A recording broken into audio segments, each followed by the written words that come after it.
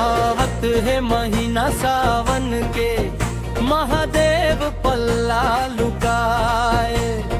कबर टूरी मन उपास रहे, सुघर डौका बर पाए।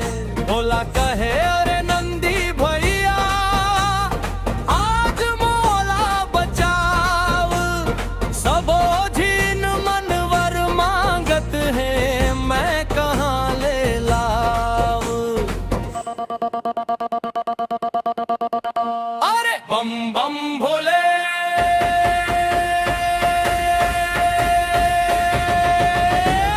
सावन आइस रे, महादेव लुकाइस रे। सोमवारी के बिहान बिहान मंदिर में भीड़ लगाए। दूध जलब बेल पाना ले, भोला ला मनाए। कोनो कहे गोरा डूका, कोनो कहे पढ़े लिखे, कोनो कहे कमिया रहे, कोनो कहे सिद्धवा मिले। भोला हंस हंस के सोचत रहे, सबके सपना भरी। जेकर भाग में चुन लिखे हवे, ओही देहूं बारी बारी। बम बम बम भोले,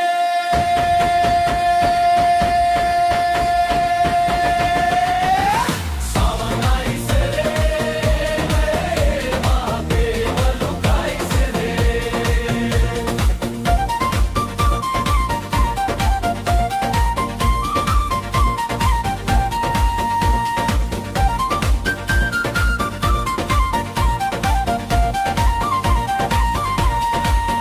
कोनो मांगे सरकारी बाबू, कोनो मांगे व्यापारी। कोनो मांगे खेती वाला, कोनो मांगे नौकरीधारी। कोनो कहे गाड़ी वाला, कोनो कहे शहर में कमियां। भोला काहे भाग में जोल कहे, ओही देहूं जहुरिया। बम बम बोले भोला बोले, नेकी करबे सुख मिलही। सच्चा माया जिहाँ रही थे, ओकरे घर शिव मिलही। बम बम भोले,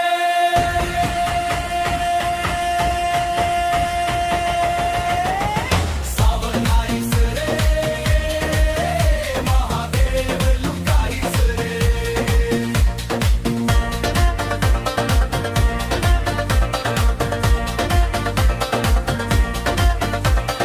नंदी कहे का होगे मालिक, कबर लुकावत हंस आज। भोला हास के कही थे सुन नंदी, बड़े कठिन है काज। सबके किस्मत अलग लगे, सबके अलग विचार। सच्चा मन ले जिनन मांग ही, ओही लदे हो उपहार।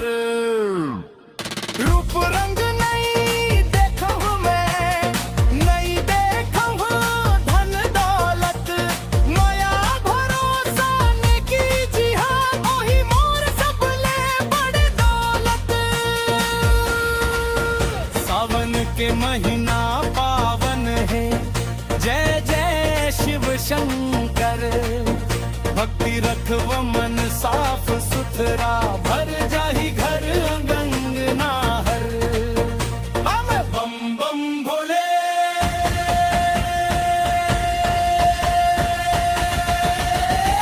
सावन आइस रे, महादेव लुकाइस रे।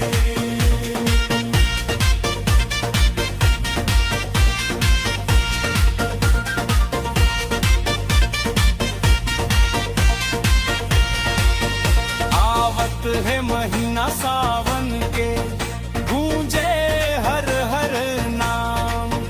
भोले बाबा कृपा कर, सुख भर देव गाम।